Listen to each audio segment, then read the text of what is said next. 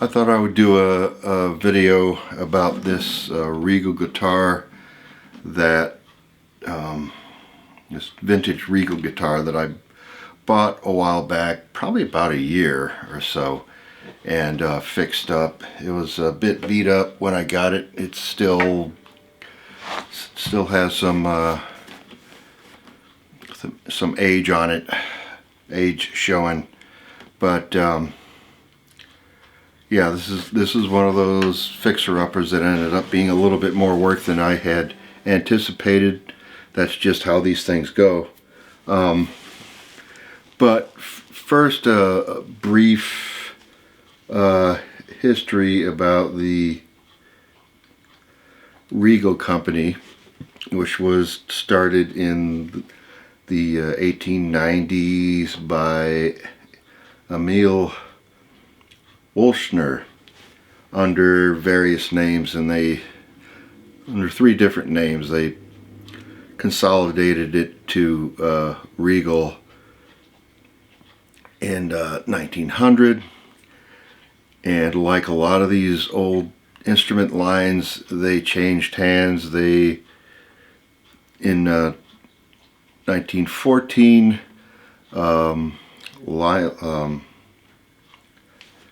let me find it here.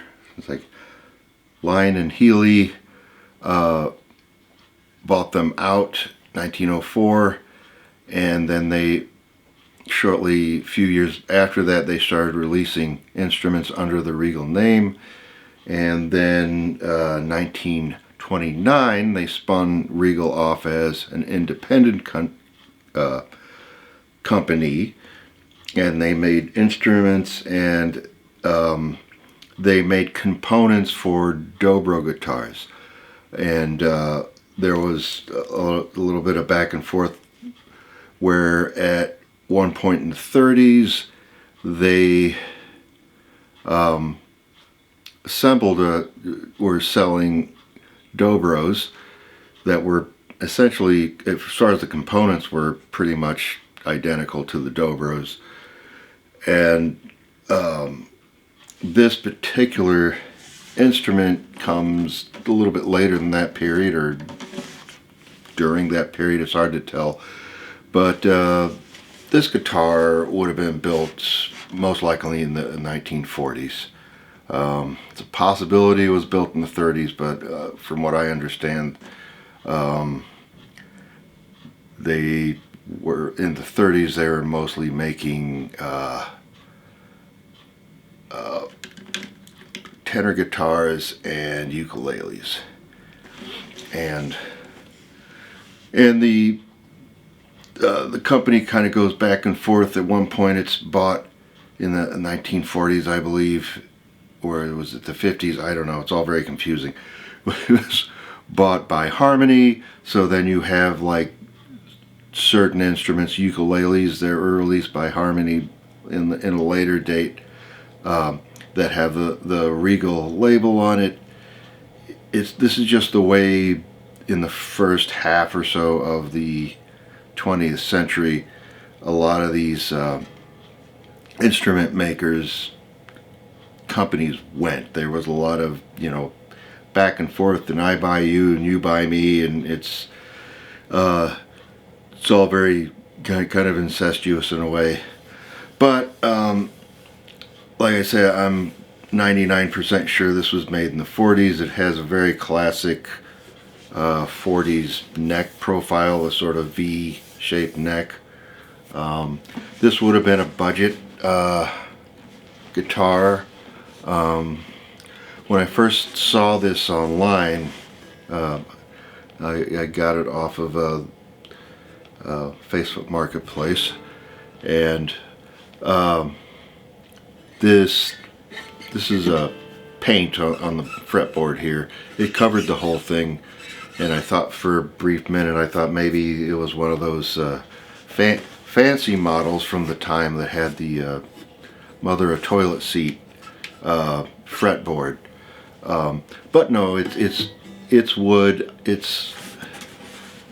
I don't know what kind of wood it is. I don't think it's rosewood.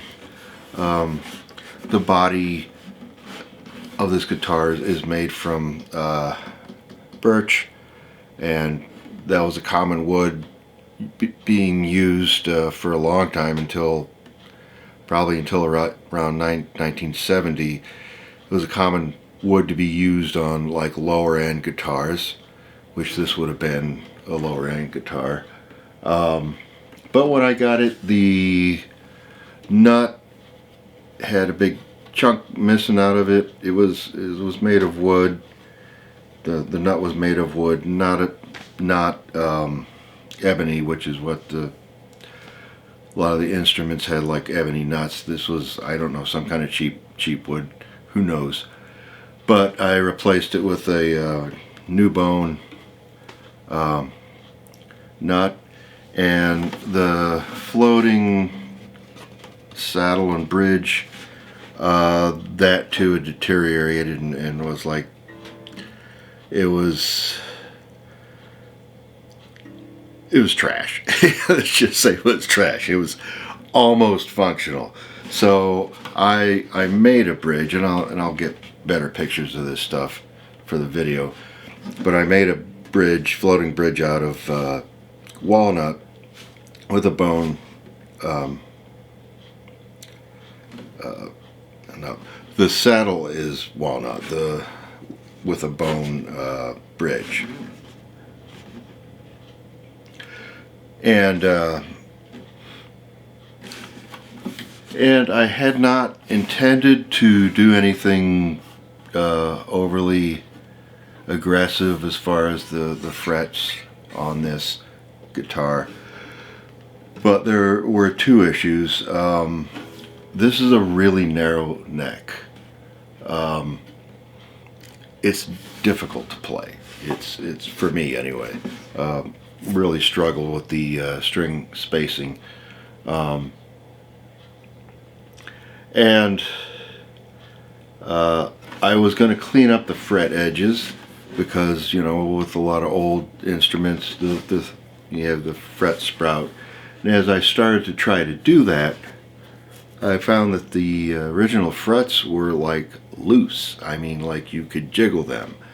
You know, if you go to file them, they'd like pop out. So I decided that I should probably try to replace the frets. And that led me to thinking, well, maybe I could put a little bit of a radius on the fretboard to make it easier to play, which I ended up doing, and that put like a 16-inch radius on the board. Not all the way, I didn't go all the way down. I wanted to leave some of that you know, play wear on it. I wanted to leave some of this paint on it, so the edges of the fretboard have some radius on them, which does make it a little bit easier to play. The action is not, it's not great, but it's not terrible. It could probably benefit from a neck reset, but it is definitely playable. And I just honestly, I've been working towards the idea to doing some things kind of in preparation of doing neck resets, but I've never done one. And if I do one, it's probably not going to be on this guy. I have other candidates for that, because it like I say, it plays fairly well. It also had some cracks, not surprisingly. So it had some, especially on the back, there was some, like a really, I don't know if you can see it in there, but there's a pretty long crack here, and I cleated that. There's starting to separate along the sound hole where it meets the right on this side of the fretboard. And that's kind of a common place for that to happen. So I cleated that too, so it wouldn't separate anymore. You know, and this thing's beat up. This thing's got this. Whoever owned this played the crap out of it, which I think helps with the helps give it a, you know, it's broken in, so it has a pretty nice tone. It has more of a lot more bass response than I would expect from a birch guitar. Some of the other vintage birch guitars that I played have a really lean into the treble side, really chimey, and if that's your thing, that's great. It's not really my thing.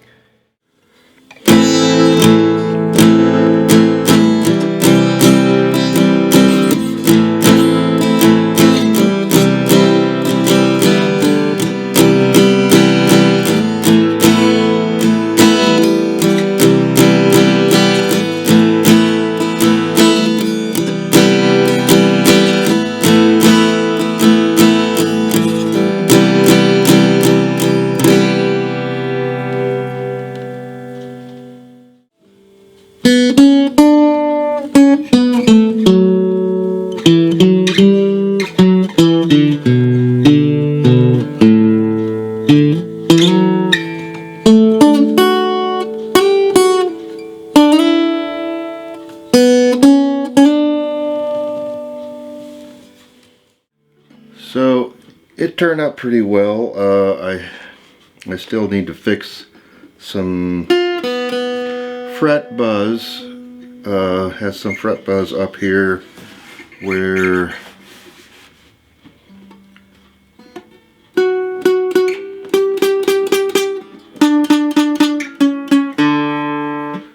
the body meets, and some of these higher, I think.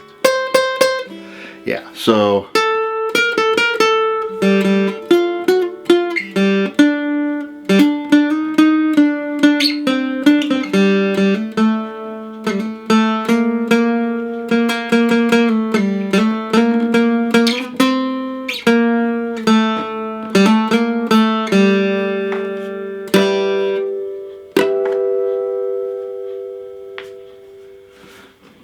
but yeah, but it's pretty nice. It's still too narrow for me. The neck is just too, my fat fingers are just not that nimble.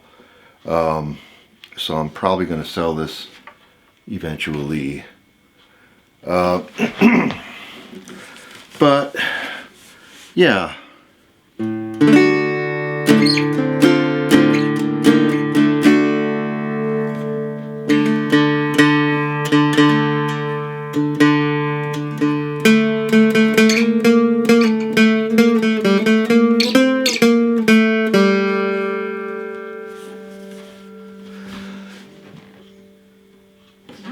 But anyway,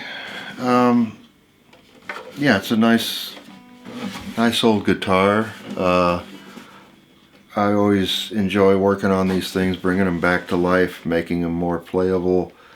Because at the end of the day, you know, if an instrument's not playable, it's gonna get thrown away. It's gonna be, you know, turns into a wall hanger, and which means it's going to sit up on a hook somewhere, and then somebody's eventually just going to toss it. And a lot of these old guitars, like this thing is, you know, it's like 80 years old. Let me see. What's the math? Yeah, it's like 80 years old. So, and it still has some life in it, and you know, a lot of these older cars, even the cheaper, you know, the budget-friendly old guitars, they just have a mojo, a vibe about them that's kind of cool. Anyway, that's all I got to say about this. And like I say, this is probably going to be sold. But yeah, you know, I have a I think I have another instrument nerd video coming up in a little bit about a mandolin banjo, which is kind of interesting. So I'll see you later for that one.